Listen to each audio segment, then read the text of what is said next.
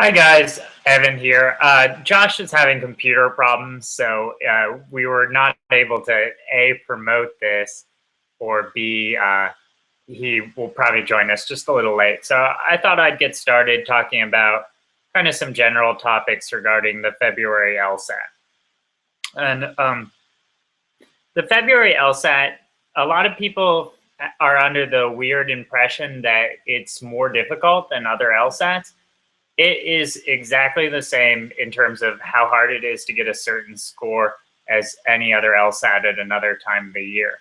The LSAT is what's known as statistically equated, and that means that even though it's not on a curve, they balance it so that statistically there's going to be an even distribution along a bell curve of certain scores per the population taking it, right? So what that really means from a practical standpoint is that it's going to be just as hard to get a 173 on the December test as it's going to be to get it on the February test.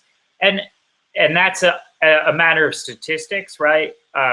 It may be that a test is slightly more difficult for you than another one would be because of maybe your unique skill set. So say you have a harder time with logical reasoning, and then a test focus its difficulty more in the logical reasoning section, it might be that that test would be ill-suited to you in particular.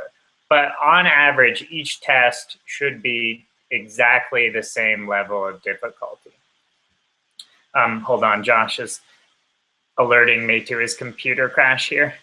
So yeah, it's okay. We'll get him in here in a moment. And I wanted to talk about the February LSAT in reference to two separate groups here. And the first is retakers, right? A lot of people are wondering if there's a good value proposition in retaking in February. They might already have a score that they're somewhat satisfied with. So maybe they're having a question in their mind as to whether or not to go and take it again in February. And right now, these days, the value proposition of a retake is really high. Generally speaking, there's no downside to it. In the old days, remember, you may have heard that they used to average test scores, and nowadays they do not, right? So generally, schools disregard the lower score entirely. They always will say in their boilerplate sort of thing up on their website, they'll say, we consider any and all scores you have.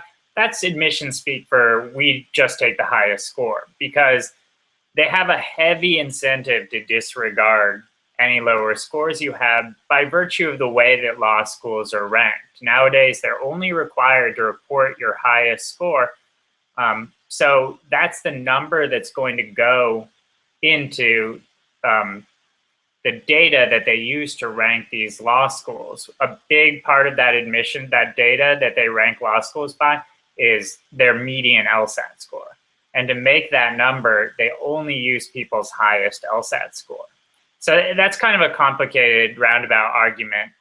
If you didn't follow that, that's fine. But what you need to understand is that schools have a heavy incentive to disregard any lower scores that you have.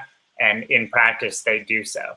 If we take a look at applicants that have a lower score on the book, say you have somebody who had a 167, then subsequently got a 172, that person is going to do no worse in admissions than the person who just got the 172 the first time.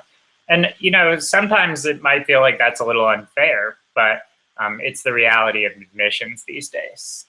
So yeah, there's no downside really to retaking. The exception being if you're looking at taking the LSAT like 4 times or something over a 3-year period, it might start to wonder a little bit about your ability to self-assess. In practice, hold on, let me just see what Josh is saying here.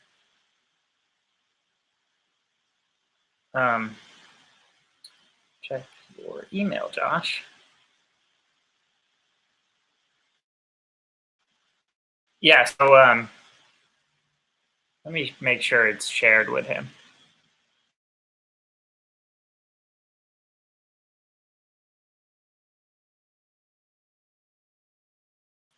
if you guys can still hear me, because I think I froze temporarily there, but it appears that I'm back. So, okay, we're good to go. So where was I? I was talking about how there's no real downside to doing a retake. And if you think you can boost your LSAT by 2 or even 3 points, you know, it would generally behoove you to put in the time to do a retake. 2 to 3 points, depending on where you're looking at applying, could make a huge difference in terms of scholarship money and where you're accepted. And it's not unheard of, you know, to boost your score a little bit, and you can renegotiate with schools, right? Because, you know, often by the time February rolls around, seat deposit deadlines have passed, right? But you do have the option of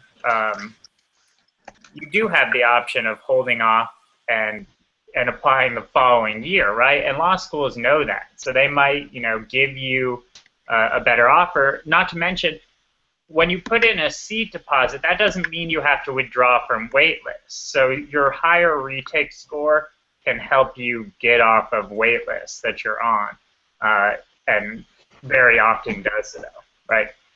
So Josh, I see you got through your computer troubles. I just want to catch you up. I was talking about how there's no real downside to retaking. So for people who are thinking about a February retake, generally I say go for it. And the only place I want to go next with that is to say that you do have to consider how much time there is between now and that February LSAT.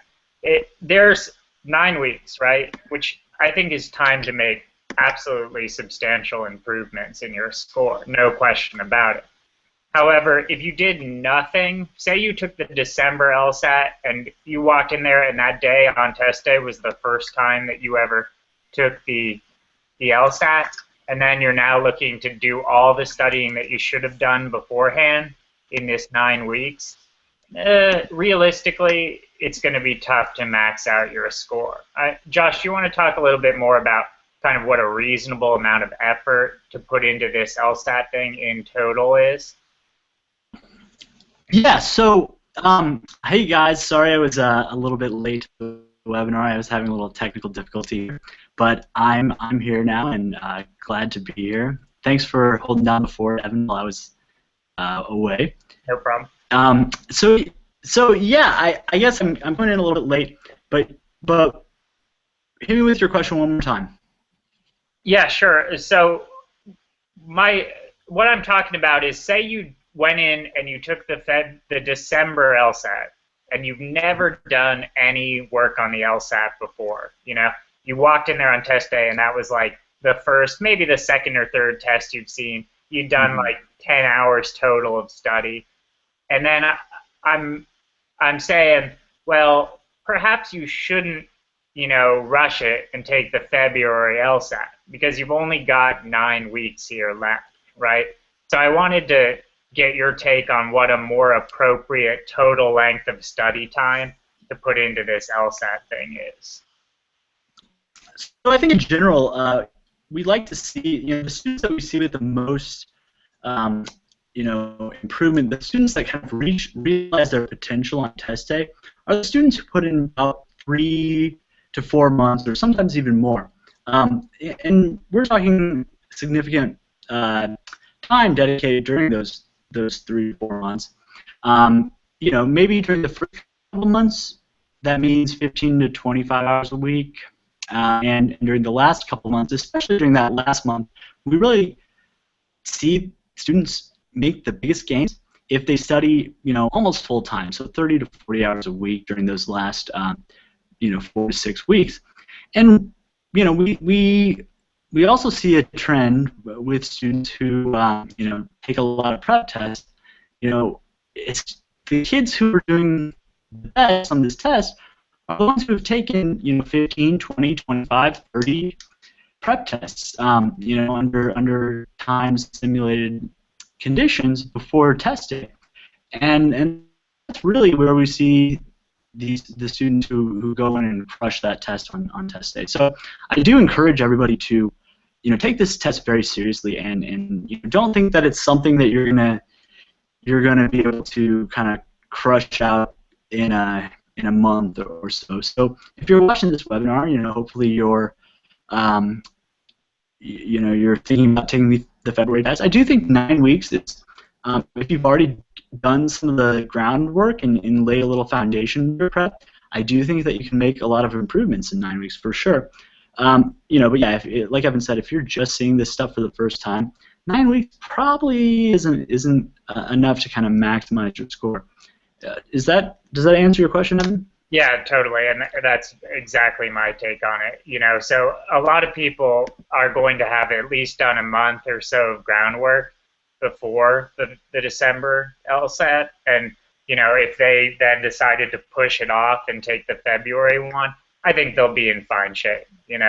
9 weeks, that's a lot of time, and if you've already done a lot of work, if you've already gotten the basic understanding of the material, and now you just have to start hammering through those prep tests and drills and maybe doing some untimed work and then getting into timed work, you've got all the time in the world to make some serious improvements here. 9 weeks is time that your brain can make some big time connections. But yeah, if this is your first time seeing this stuff, and you're like just now cracking your book open for the first time and thinking, I'm going to hit this in Feb, that's generally going to be a little over-optimistic. In our study group, I was talking about one possible exception to this, which is, if you just have a certain regional school that's your target, and, say you're already established in an area, this is often the case for non-traditional students, and you're just looking to get into this one school, and you know what that requires, and it's a score that's not too far away from your diagnostic. I don't think that it's unreasonable to expect that you can make, a 10-point leap or something in this 9 weeks. And the reason that works out, and Josh and I have talked about this a lot before, is your improvement should be pretty rapid in the first part of your studies, right? And then it's later you'll start to kind of hit a plateau, and then that's where it really takes a big level of effort to keep making those improvements from there. But yeah, say that I took a diagnostic exam the other day and I scored a 155, and I just, I know that the regional school, my state's public school that I really want to get into and that I have to get into to stay with my family only requires like a 158 for the median range of students getting into that school. Yeah, it's totally reasonable to expect that we could make you a 5-point, 6-point jump and get you into the high end of applicants to that school in these 9 weeks. So, but generally, applicants that are shooting for the top, which is where we want most people to be, shooting for the best score that they can possibly get, I think it's going to, end up being a really good thing if you put in a lot more effort than maybe just 9 weeks, 12 weeks, 16 weeks, and going about it with a pretty intense schedule. Absolutely. So if you're taking the February LSAT, Evan, what are some of the things that you should be focused on right now in your prep? With about 9 weeks out from the test, a little bit less than that. Yeah, so if I had started maybe a month ago, hopefully at this point I would want to be through the materials that are teaching you how to do the test, right? And it might be different depending on what you're working with, but Josh and I always recommend working with the Logic Games and the Logical Reasoning Bible. I think those are books that you can get through in 3 weeks or so, and then once you've got them out of the way, you should be ready to start hitting problems and start drilling different problem types, right? And at first you're going to be doing untimed work, where you're going through these problems with no clock timing you, and you're seeing, okay, how am I doing? And you're shooting for being as accurate as possible, right? So generally that's the phase I would be in right now with 9 weeks out, working on untimed problems and trying to build my accuracy as high as possible. And then once once you're untimed, able to get around like 9 out of 10 questions right, I'd say at that point you're ready to start adding in the timing component. So some people may already be at that point where they're starting to add in the timing component, working on time sections at first, and then they'll be ready very quickly to do time tests, you know. And how often, Evan, over the course of the next few weeks, would you recommend students take, like a time prep test, maybe once a week or once every other week? What's your recommendation on timed prep tests at this stage in the game?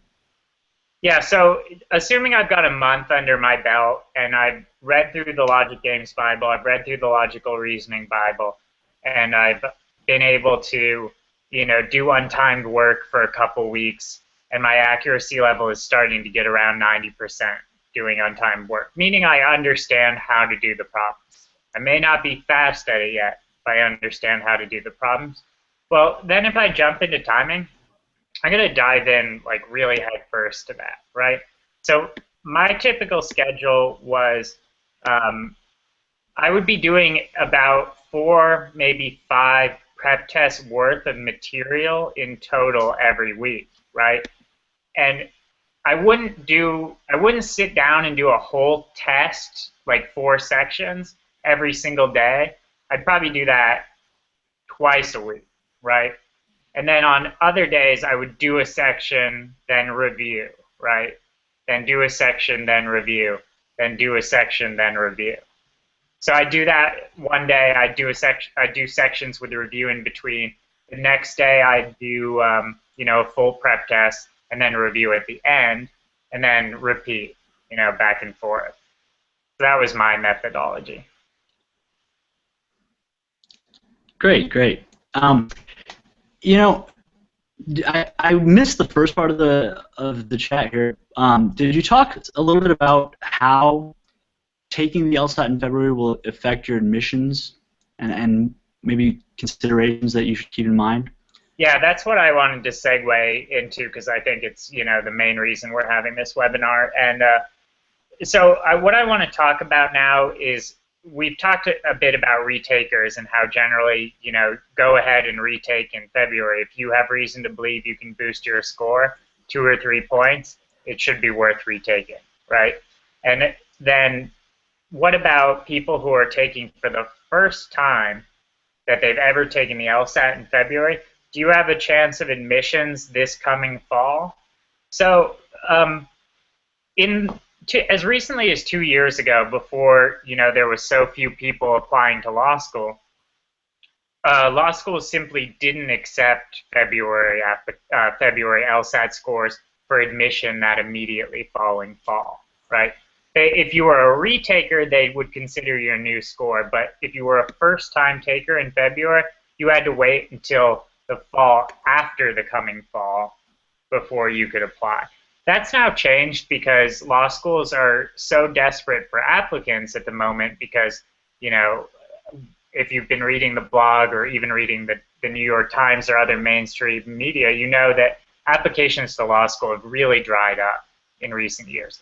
So even schools that have an official policy still of not taking the February LSAT are still going to actually take it. In fact, we have a list on our website. If you just search law school spring admissions on Google, I'm sure this will pop up in the first 2 or 3 search results.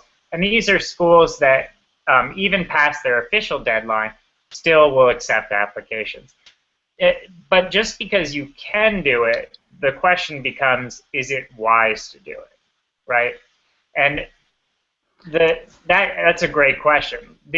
I'd say that we have to really kind of split the hairs finely here because there's some applicants that I absolutely think that it's going to be a fine idea to apply in February.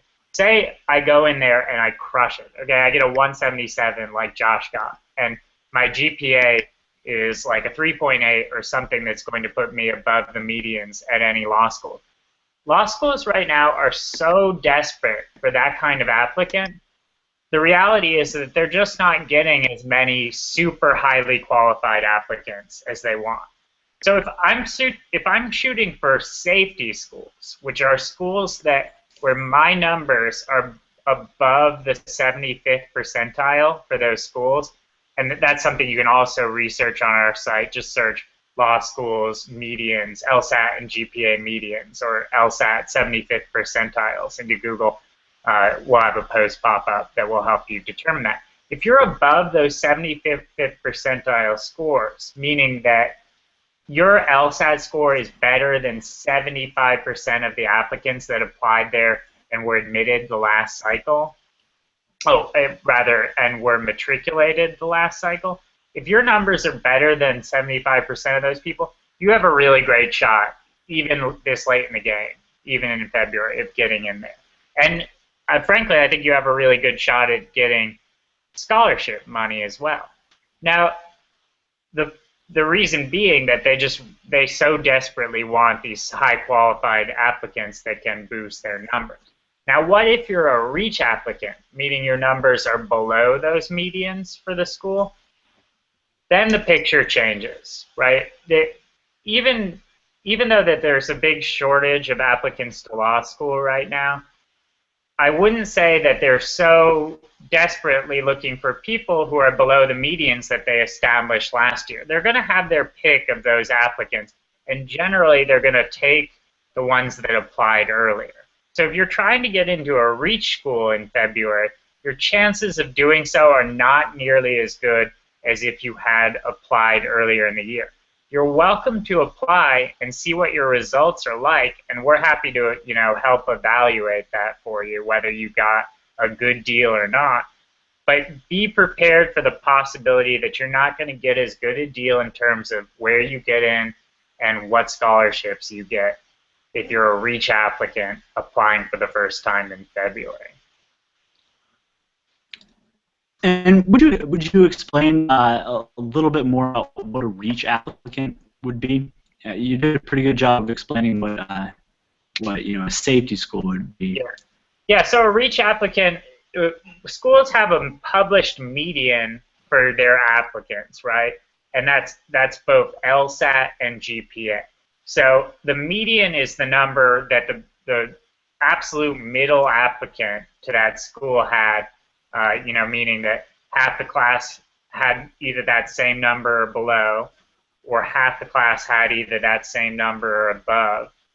That score is the median score, right? So I'll just think of an example. Generally, like the top 5 schools right now have like LSAT medians around 170 or 171.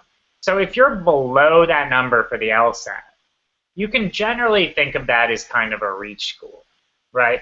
And the same thing goes for GPA, and you have to consider your GPA in there too. Say you're a 170 to U Chicago with a GPA that's like a 4.0. Well, maybe you're not a reach applicant because your GPA is way above their median, right? But if both of your numbers are hovering slightly below or well below those medians, you would be considered a reach applicant to that school. And in that case, generally, the wisdom is in admissions that the earlier you apply, the better. Admissions goes out on a rolling basis, meaning they're accepting applicants throughout the process. And by this time, they're going to have done a lot of the offering of admissions spaces, of seats in the law school, and of scholarships to the applicants that are right at the middle of the range. They're still looking to grab those that are higher, around the 75th percentile and so forth. But I would expect by the time you get your application in, after scores come out in late February, that you can count on having slightly worse chances of admission if you're below the medians for a school. So what you should consider at that point is, if you want to try to apply and hope for good results, that's okay, but be prepared to be a little disappointed, and maybe at that point it really behooves you to hold off for a year. Getting yourself into the best position possible as far as what law school you get into is a really important part of how your life's going to go. So, give yourself the best chance possible. And, if you have to take a year off, you can often use that time to make yourself a stronger applicant, and you can come charging back doing better than ever.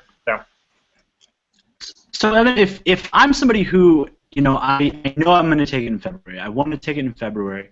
It sounds like the LSAT's going to be particularly important because of my application timing. Is that correct?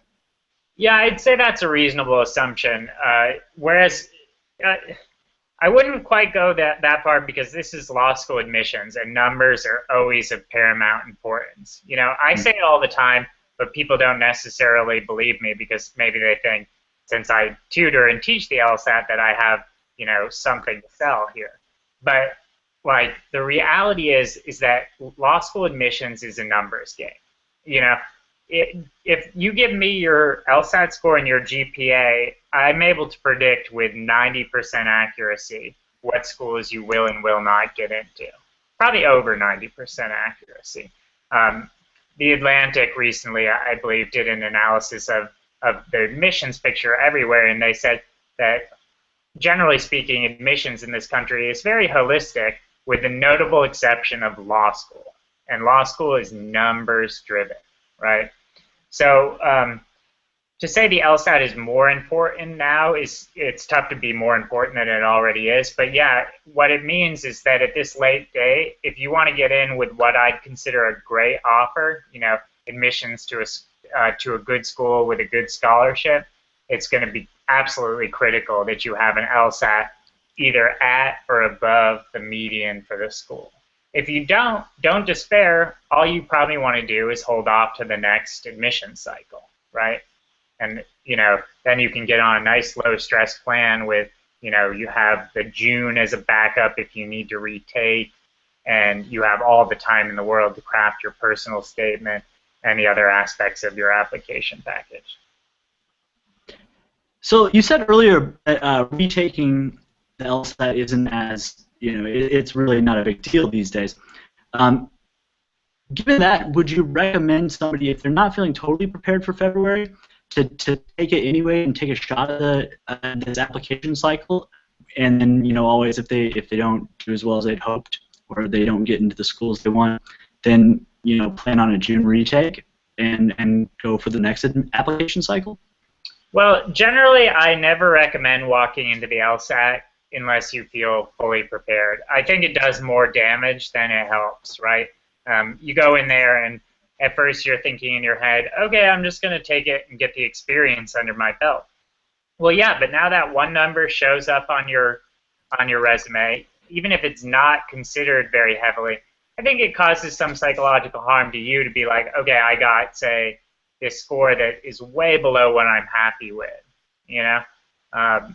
Go in there when you're fully prepared. And if you can't get fully prepared by February, postpone. You can postpone up to midnight the night before the exam, and then take it in June when you're really ready, right? If you go in and you take it and you don't do well, you just used one of the 3 chances that you have to take this thing in 2 years, right? And these days we find more and more people like to use all their 3 good chances.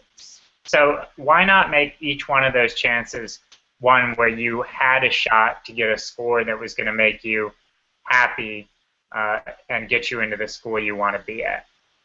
And I think that's most of what I have to say on the topic. What I do want to add is that it's not too early to get started if you want to study for June. Some people would think about postponing right now from February to June, and they would be thinking, oh, it's way too early, I'll just come back to it in March or April or something. No, you can definitely get productive stuff done right now.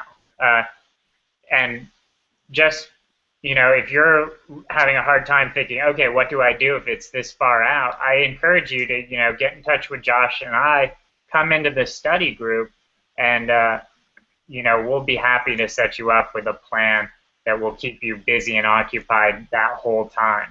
And, that would be the way to get really the best chance of having a high LSAT score, I think. Yeah, Evan, I pulled our LSAT Mastermind group members the other day, and it looks like about half of them are studying for the February test, and the other half are studying for the June test. So, there are a significant number of students in there who are studying for June. People are preparing early and often, and they're really taking this test seriously because they know that, especially this cycle, there's such a paucity of applicants right now. There's so few applicants in the applicant pool that you can really set yourself apart with a high LSAT score and get scholarship offers and get acceptances at schools that 5 years ago that would never consider an applicant with a 170 or a 165. Schools are shifting their standards to meet the market because they've got to fill their seats. And so I think it's never been more important to really prepare and really study and crush this LSAT because there's a lot of money out there to be taken, in scholarship offers. So Evan, anything else you'd like to say about what, if you're taking the February LSAT or taking the June LSAT, what is the best thing that you can do right now, over the next 10 weeks or over the next 5 months to get ready and go in on test day and crush it out? Yeah, be aware of your weaknesses, right? So even right off the bat, if you've just finished reading the LRB or the LGB and you're starting to do problems, keep track of patterns, right? And you're going to notice quickly that you have certain areas that are majorly weak and other areas that are better. The two types of games that you can divide all games into, with the exception of just a few miscellaneous games, is grouping and ordering. And I, for example, was much worse at grouping games. So I knew early that was something I had to focus in on, and I just did grouping games basically until my eyes bled for several weeks until they started making more sense to me. So what I was saying to my group members the other day is be hard on yourself and be critical of your weak spots, because those aren't going to go away unless you do something to address them. So even at this early stage, start hammering any weak points you notice. If it's flaw questions in logical reasoning that you just don't understand, go back to your books, hit that section as hard as you can, like reading it over and over again, and then after you read it each time, drill a bunch of flaw problems, So hit those weak points all the way through your prep. Don't wait until the last month to address weak points, because I'm sure you have them now, Absolutely. And I think that'll pretty much wrap things up for us. Evan, maybe we can talk a little bit about the LSAT Mastermind group and what's going on in there. What kind of exciting things are you doing in there with the students? Yeah, so we're kind of in a transitional phase right now where we just went from an old platform that we had to Josh cranked out with 2 at least 70-hour weeks, a brand new platform that looks really good. So we're plugging the lessons into that as we speak, and we're looking at doing a relaunch on Sunday, and that's also going to have access to the more comprehensive lessons that I'm making. So in the past, we made lessons sort of on demand for group members. Now what we're doing is we're going through from the ground up, and we're building a full LSAT course. So you'll still have access to us for all the stuff that people have joined the group for in the past, with having access to us for questions and to talk to on webinars that are private for the group members every week. But you'll also have the premium lessons that we're putting out. And right now I'm working on one on basic ordering games. So if you're struggling with basic ordering games and you feel like you need to get a good foundation there, come in and join up. And I know that I've got the best lessons that are available right now on that coming out. Yeah, and I want to say that I think that these office hours that we've been doing every week, it's basically Evan and I with any LSAT Mastermind group members that come in, and we do a live chat, just like, only it's more interactive because the students are in the room with us, in the chat room, and they can talk to us, and we usually hang out in there for an hour up to 2.5 hours, depending on how many questions we get that day. and I found that to be really useful, and I know a lot of students have as well. So anyway, if you're interested in joining us, what I'm gonna do is I put a 20% off link to sign up the LSAT Mastermind group at 20% off. I'll leave that up until Friday, so it gives you a little bit of time to decide if you want to take advantage of that. It's usually $179, which is just a crazy cheap price for all the value that we provide in there, weekly office hours and private forums that Evan and I hang out in and answer questions, and on top of that you get all these lessons. How many lessons do you think you have so far, Evan? Yeah, there's got to be like 30, maybe 40 in there. So yeah, maybe more. Yeah, I mean it's at least a book worth of a book's worth of material in there. So you get all that for $179 normally, and we're gonna knock 20% off of that for those of you watching this webinar. And to enroll, you can go to lawschooly.com/webinar20, and that'll automatically apply the 20% discount. And you can sign up there. There's also a link on the post, on this webinar post on lawschooly.com. So if you're on that page now, there should be one at the top and one at the bottom. We're looking to bring on some new members for February and some new members for June. We just had a successful class of students who took the December LSAT, and I think a lot of them are feeling pretty good about their chances. So we'll get the results here in January, but we are looking to students. We're looking to add some more, and I think it's a great time whether you're taking it in February or June or even beyond, because it is a lifetime membership, and we're there for you from the day you sign up till the day that you start law school. So really looking forward to seeing some of you in there. And anything else you want to add, Evan? No, just for the math impaired, that's $35 off. I had to do that calculation myself, so I did it on my on my calculator, and that's all I have to add. So yeah, I really hope to see you guys in there. We have a lot of fun in the group every week with the office hours. It's generally pretty laid back, and that you can talk, you can type your chat, and the other thing I've really liked is the group is really, really supportive to each other. So come in, and it's a much more friendly environment than you'll see maybe on TLS or something. Much more nurturing place to do your LSAT prep. All right, so I think that's it. We actually had a couple members test last weekend, so I thought that was pretty cool. Yeah. So it is a good. We've got a really smart students in there, and feel free to come join us. I'm looking forward to meeting some new members and getting some new people in there for February and June. All right. Well, thank you everybody for showing up tonight. Evan, unless you have anything to add, I'm going to sign off here. Yeah. See you later, Josh. Bye, guys. Good night.